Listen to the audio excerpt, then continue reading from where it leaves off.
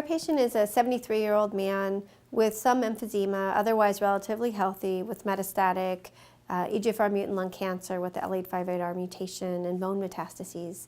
So he was started on osimertinib. At the time of progression, the decision about whether or not to rebiopsy isn't as straightforward as someone who's on erlotinib, gefitinib, or afatinib. For patients on a first or second generation drug, we definitely look. We either get a liquid biopsy. If that's negative, we'll get a tissue biopsy looking for T790M. And we look hard because the T790M in that setting lets us know whether or not we can go with osimertinib. In this particular case, he's already on first-line osimertinib. We're not expecting to ever find T790M. So at the time of resistance, he's either going to have a C797S mutation or MET amplification or new mutation or small cell transformation, or maybe we can't figure it out. And so it's a little bit less useful. We often still are looking to try to help guide, mostly for trials though. I think practically it's not going to change his treatment because the standard is really then to move on to chemotherapy. So we'll talk about the biopsy. We might do it more from a research perspective or for a particular trial, but we're going to go ahead and transition him to chemotherapy at that point. Once he's been on chemotherapy for a while, and that's no longer working, we have to think about what next. I will often go back to an EGFR drug.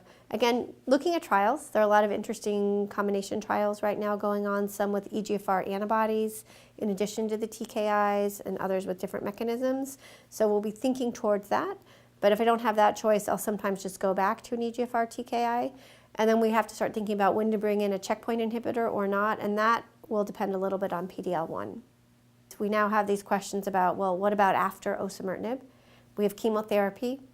We don't have a lot yet else, but there are exciting trials looking at EGFR antibodies in addition to EGFR TKIs, a lot of other mechanisms, MET inhibitors being looked at in combination with EGFR TKIs, kind of going back to first or second generation drugs if you've been on a third generation drug and you get C797S, so little hints that that might be something we'll be thinking about.